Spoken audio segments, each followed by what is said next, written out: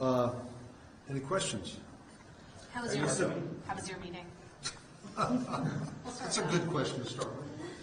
I've known Pete Hegseth for more than 10 years, starting with his advocacy on behalf of veterans like himself up here on Capitol Hill, and he's been a leader, certainly in fighting for his fellow veterans here in the halls of Congress, and I think showing himself capable of leading an organization, maybe not one as big as the Department of Defense. But what I told him is that the thing that I'm most concerned about as the son of a World War II veteran is that we are not deterring the various threats to our country and to peace and security that we need to be paying attention to, and that's China, Russia, Iran, North Korea, and it is a dangerous situation. So interested obviously in what he would do at the Pentagon.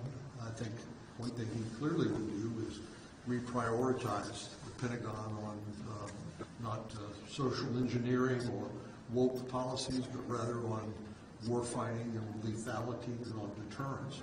And to me, the ultimate goal of the Department of Defense is to prevent wars. And the only way you do that is by peace through strength. So we talked a little bit about his experience through the confirmation process. I told him I've been a participant in the confirmation hearings of a number of Supreme Court justices, including Brett Kavanaugh, and how ugly and that can be, and how hard it can be, not just on him, but also on his family.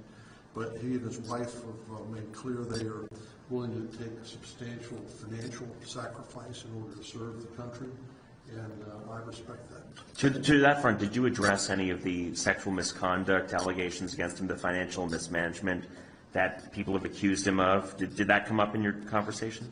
Well, it did, but a lot of this has been anonymous, and I think what we will be able to do, either through the background check, the FBI, or through the hearing itself, is to see whether these are anonymous or whether anybody will claim responsibility. I think, as again, what I learned during the Kavanaugh hearings is that there are a lot of people who will make anonymous claims, but will not show up and be accountable for that.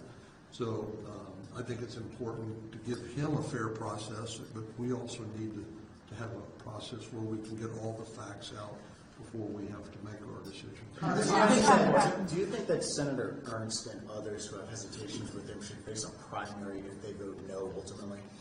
I think it's premature. I know Senator Ernst and others who have said they want to see the process through, believe firmly in upholding their oath to defend and protect the Constitution. This role of advice and consent is part of that. The founders never believed that there would be a rubber stamp. So I respect the fact that Senator Ernst has met with Mr. Hegseth twice now and said that she will support him through the process. We'll see how that turns out. Did you guys discuss the role of women in combat? Did he clarify his remarks on that? We talked a little bit about that. He said basically he thought the standard ought to be the same, and if women can meet the standard, that they should be able to participate. To me, that's kind of a common sense approach. Do you think those threats of primaries against senators who don't support him, is that helpful or counterproductive, or how do you view that kind of talk coming from the outside towards senators? Well, it's come from the outside, which means coming from a lot of different people who may or may not have the capability of doing that. But I think those of us who run for election for office understand that every election we will have opponents. There will be contested primaries. But there's going to be a lot of other issues that between now and then where I think you'll see senators supporting the president and his priorities, even if they find in the end they can't support it. Did you guys talk about defense spending at all, and whether he would support increases in the Pentagon budget? Obviously, there's some tension between House and Senate politics on the approach there. Well, I told him we need to spend more on defense, but it's more important than how much we spend, is how we spend it. And the Pentagon has been famously or infamously hard to change and very bureaucratic. And we also need to pay attention to the evolving nature of wars that we see in Ukraine, where drones, rather than F-35s, for example, or proven essential in that battle.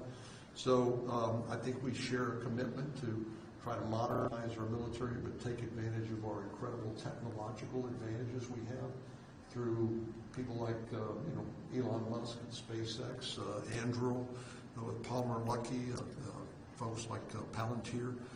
These are the sorts of ways we have advantages over our competition that will allow us to reestablish that. Are you ready to vote for Pete Hegseth? Pardon me? Are you ready to support Pete Hegseth?